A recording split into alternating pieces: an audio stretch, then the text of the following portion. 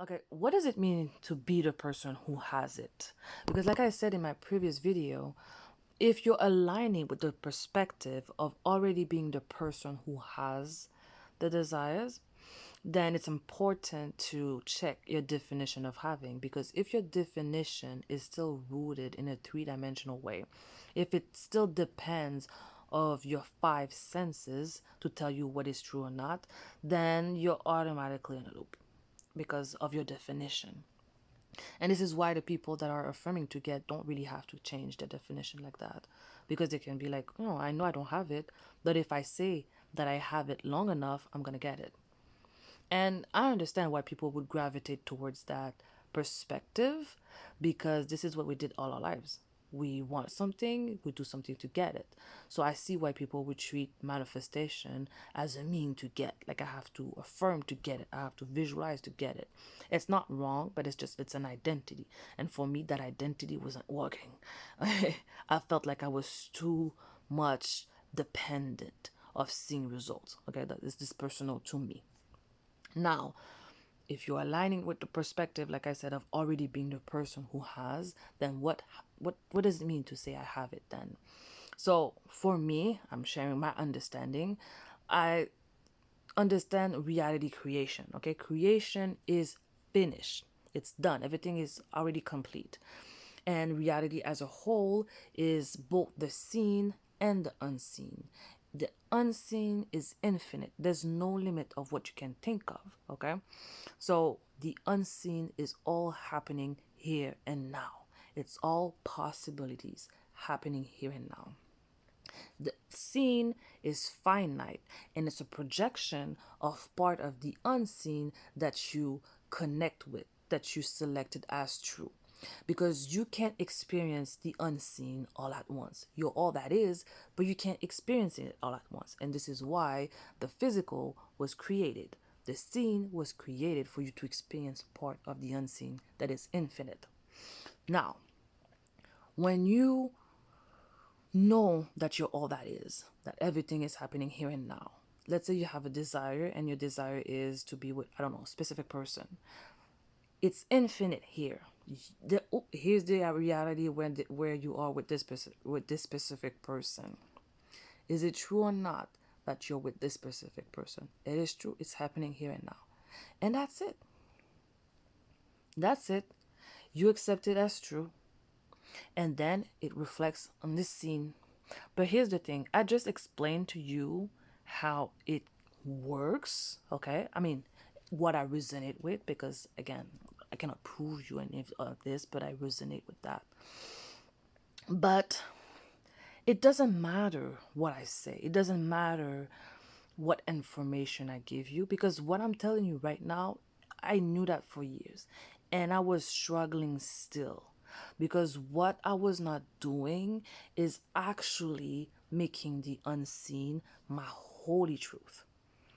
Like I had to change my foundation of what I think reality is. Because I can learn those information. I'll be like, oh, okay, I'm the source. Oh, okay, I'm all that is. Okay, okay, okay. But how do I do, like, how do I, I would do that. I would say, okay, I understand everything you're saying, but here in this scene, like, what is that? How do I change that? It was not sinking in. I had the information, but I never made the unseen my foundation. I had to switch it. I was still operating from the scene. Everything I was thinking, everything I was doing, I was being to get it. That's intense. Okay, you will hear people say, "Okay, affirm, you're gonna get it." No, visualize, you're gonna get it. Oh, people, I have it. I have it now. I know you have to be it. Okay, so I'm gonna be to get it. Everything was coming from the scene because the scene, the physical, was my foundation. So even though I was learning all the information and I was like, oh, this is smart, oh, that makes sense, it was not my core truth. And this is why I feel like some people might not agree with it, but yeah, you're gonna have to believe. You're gonna have to believe. And it's not, oh, I have to believe to manifest. It's not that. It's not that. It's beyond that. You change your identity, so you change your core beliefs.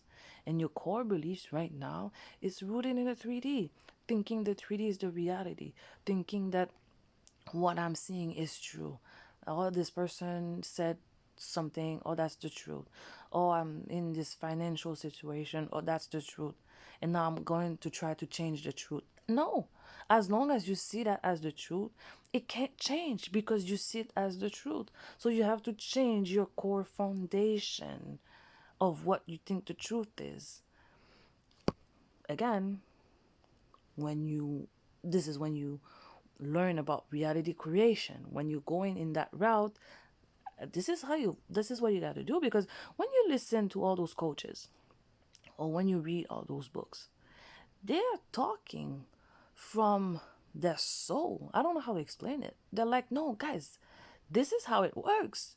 Your word is law, and they're saying it with passion because this is the truth. So this is how someone could say, I decided something in the unseen, and they could look at hell in this scene and be like, yeah, but I know it's changing because I already decided, and be unfazed. And don't get me wrong, I'm not saying that you can never be triggered. You can still be triggered sometimes because you're human and you're in an immersive play, let's say. Because, like I like to say, it's like watching a movie and okay, you saw it once, you know the end, but you watch it again, and if there's a scene that is really sad, you might be sad again because it's a really good movie. It's a really good scene. So that's how I see the 3D. Sometimes oh, it's a really good scene because the previous belief that I had created that.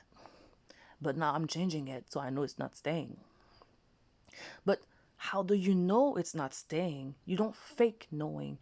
I mean, again, I'm not saying that you have to believe, knowing everything in order to manifest, because you manifested all your life without knowing any of this.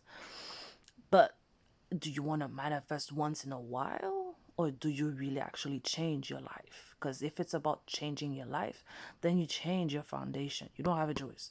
That, again, that's my opinion, right? But if you still operate from the 3D mind, if you still operate from that foundation that the 3D is the truth, even if you hear that the 3D is not the truth, it's just an illusion, you're like, okay, yeah, I heard it. But how do I change this? You're still there. You're still there. And it's not about pretending. Because if you think it's pretending, it's because you're still there. If you think you're lying to yourself, you're still there in the 3D. If you still think you're something to get, you're still there. And again, it's not about right or wrong. It's to explain when you go into that route of I am this person who has it now because I know I'm all there is.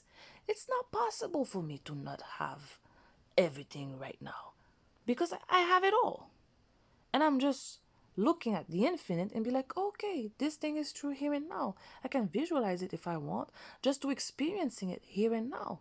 And I accept that as true because I know that this is the holy truth. The unseen is the holy truth. But as long as you don't do that switch, and that's what I mean by going all in my opinion, you're always going to be stuck in the scene and trying to change the projection without realizing that you're the one who's projecting it.